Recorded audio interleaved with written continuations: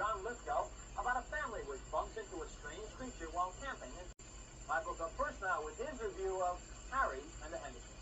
Michael? Thank you, Jeffrey. The Hendersons in the title are driving home from a camping trip when suddenly they smash into an animal on the road. Now, if this were a deer or a chipmunk that they hit, then there wouldn't be much of a movie. But it turns out that they've run smack into the legendary Bigfoot. Thinking he's dead, they tie him to the top of their car and they bring him home. But of course, Bigfoot is very much alive. He turns out to be a gentle, though somewhat fragrant creature, and the Hendersons try to hide him in the basement from their nosy neighbor, Laney Kazan.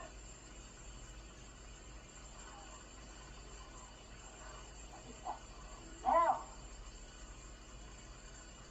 we decided to dissolve the film. No! Oh. Man, what happened to having peanut butter? Okay, let me see if I can help you, Irene. Peanut butter's always on the second shelf. There's no boozy? No. Well, never mind. I gotta go to the market and pick up some liver oil and Tabasco. Who made this guy? Not like birds, do it? Exercise, I mean. That's the old life. Plenty of energy right here.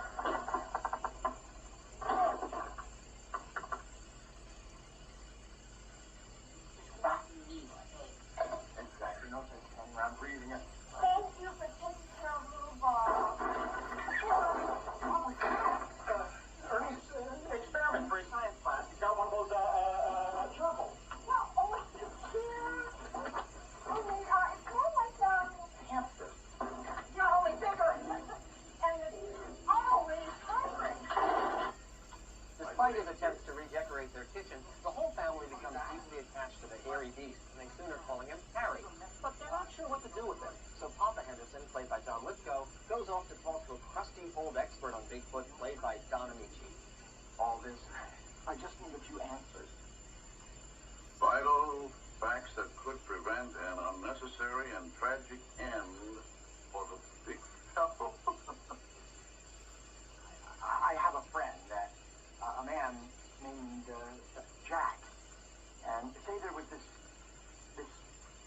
giant. Is there a beanstalk involved in this, Mr. Henderson? Beanstalk? Oh, you! The Hendersons want to bring Harry back to the wild, but before they can do it, he wanders away from their Seattle home and starts making news in suburban neighborhoods.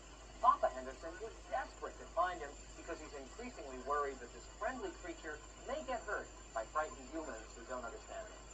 Just calm down and tell me what happened. Okay. I'm okay.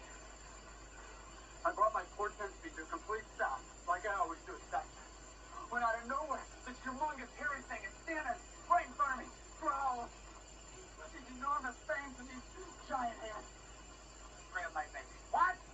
Hey, you idiot! Stand back. It really made them. I was about to be eaten by a vegetarian. Get on the third. No, look, I have no doubt that you saw him. But what really happened is when you saw him, you were so scared. You crashed your pick of 10 feet into the stop sign, bumped your head on the curb, and probably scared him half to death in the process. I'm right, aren't I? That's what really happened, isn't it? Isn't it? These scenes don't really do justice to this movie because the producers refuse to give out any advanced look at this spectacular Bigfoot. And that's a shame because it's Harry far more than the Hendersons that makes this film the delightful romp that it is. You can't blame this family for falling in love with this wondrous creation. And you're ready to forgive the filmmakers for some lapses in logic, for lots of overdone sentiment, and for a plot line that's much too close to the familiar territory of E.T. If you can put these quibbles aside, then you'll enjoy a funny, touching, classy piece of entertainment that's great for kids as well as their parents, and ought to be a hit the size of Bigfoot. I agree, Michael. I think the only person who was really upset is Kevin Peter Hall because he's the 7'2" actor who plays Bigfoot in Rick Baker's wonderful costume. And it's good to keep the surprise for us when you see the picture the first time rather than see it here.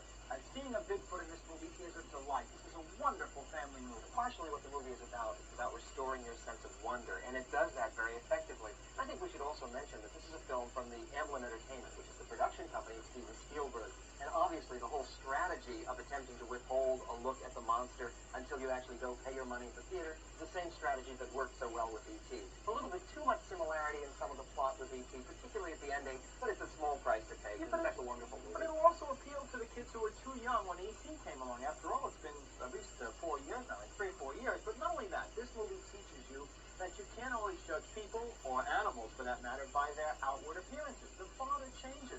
His whole idea, his whole outlook on life changes. And Bigfoot learns from men, too. They learn from each other. It's beautiful to behold. And it's also, there's a very interesting message. You talk about messages for kids about guns, because so many movies glorify guns, and guns are wonderful and it's a sign of manhood.